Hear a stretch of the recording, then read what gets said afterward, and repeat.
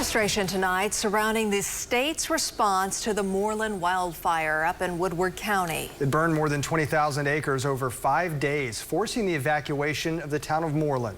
News 9's Barry Mangold is live in the newsroom with a closer look at the response. Barry? Yeah, Amanda Colby, the process for requesting wildfire air support, starts with the local fire officials and ends with the governor. In Woodward last week, it took about 39 hours for the Mooreland fire chief's request to get approved.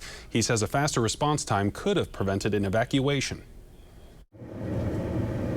As more than 20,000 acres burned, Mooreland Fire Chief Travis Case said there were moments when he felt hopeless. Once the fire got into the canyon, there's not much that we can do with a pickup. I'm standing here looking at all these farmers and they're telling me help, and I can't help. I can't get the resources I need to help them.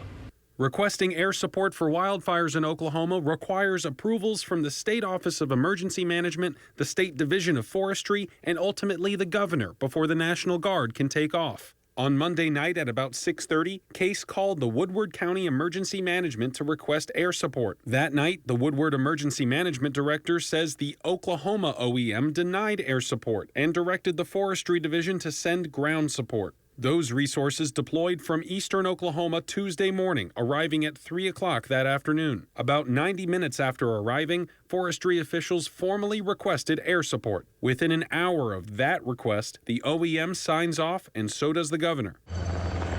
The National Guard deployed their helicopters at about 9:20 Wednesday morning.